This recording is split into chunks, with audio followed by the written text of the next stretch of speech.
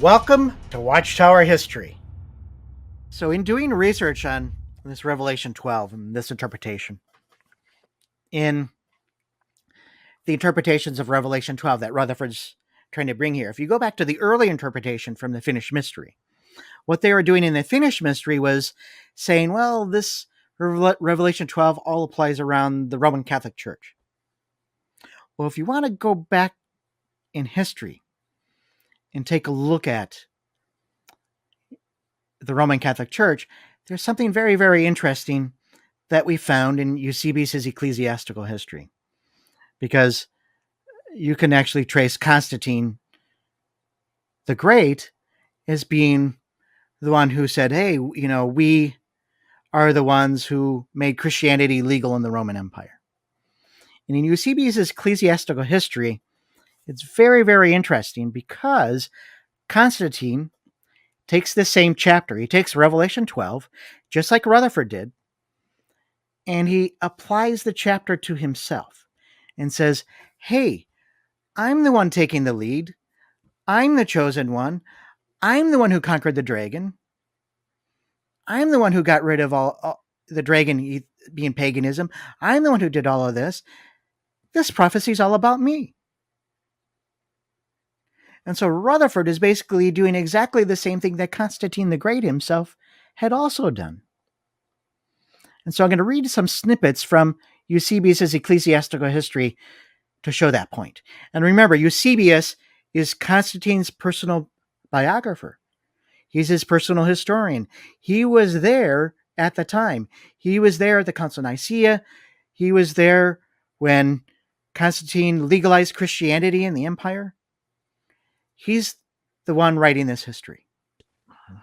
Many of those who have been watching our channel know that I'm an avid collector of some ancient coins. And here I have some of the Constantine coins, not the particular ones that I'll be showing here, but in regards to this Revelation 12 idea, Constantine also minted this into his coins. And so you can see here, you see the Chi-Rho on the first coin here, and then it's piercing a serpent, right? And that's Constantine. And so he's picturing this conquering the dragon in this coin. The one below is even better because that's Constantine himself. He's stepping on it. And he's crushing the head of the serpent. And here you have history repeating itself. Who else crushed the head of the serpent? That's supposed to be Jesus, right? Who said you don't need Jesus as their Redeemer anymore? Who said that, Paul? Rutherford. They substituted the Jesus being the Redeemer. Now you go through the organization. Now you're going through Constantine. And the great rank and file don't have a mediator. Rutherford. Only the anointed. Chosen. Yeah. The saints is what I meant to say. Yeah. And so when Constantine starts to look at this Revelation 12 context, he takes several of these phrases in the text and elaborates on them. And I'll read a little bit from the first couple verses of Revelation 12, and then I'll read from Constantine following. Revelation 12:1 says, Then a great sign was seen in heaven.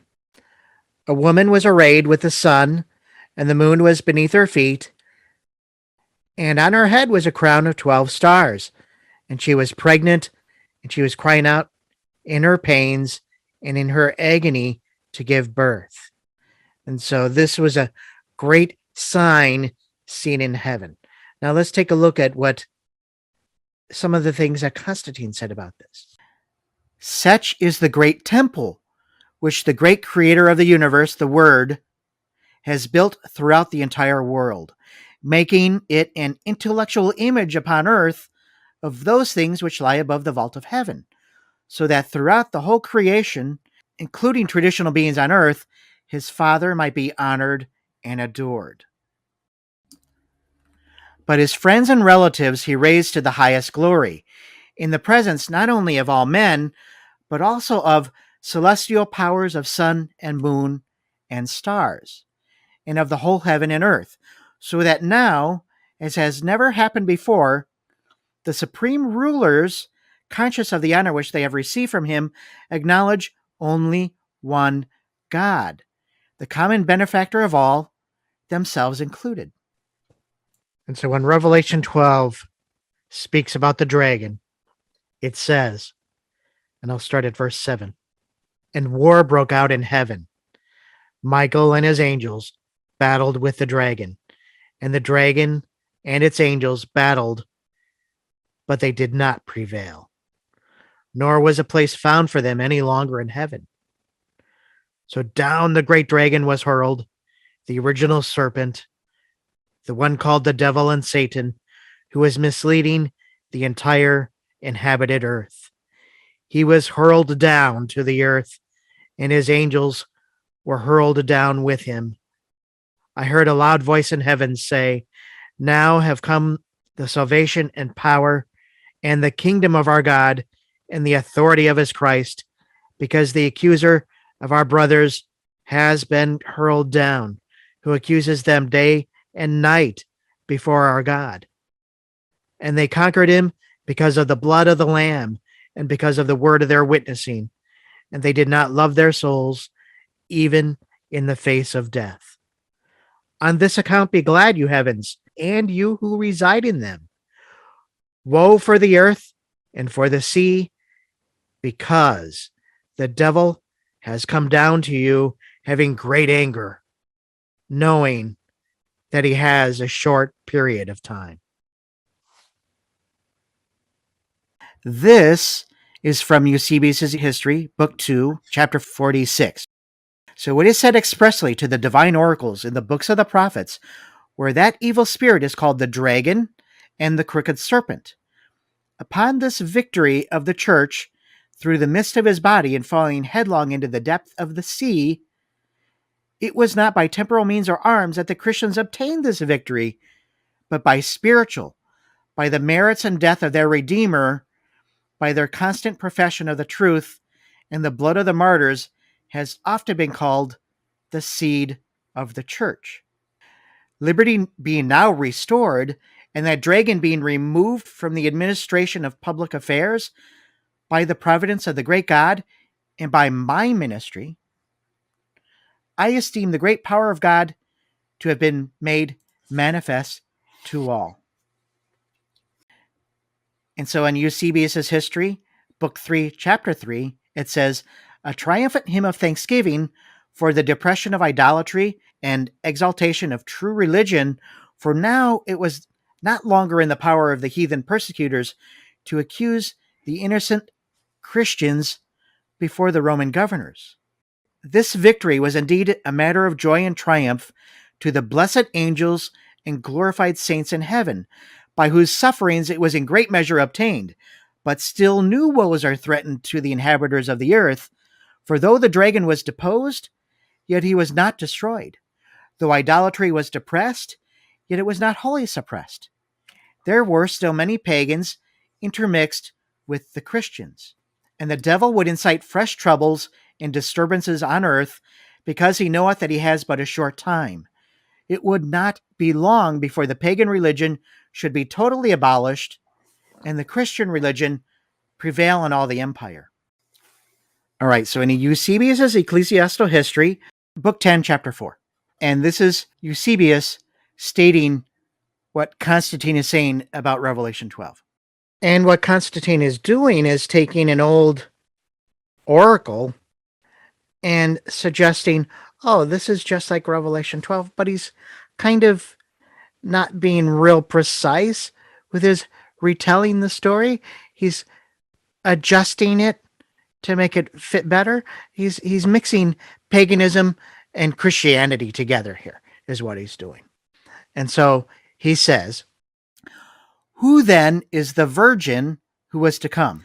Is it not she who was filled with and with the child of the Holy Spirit?"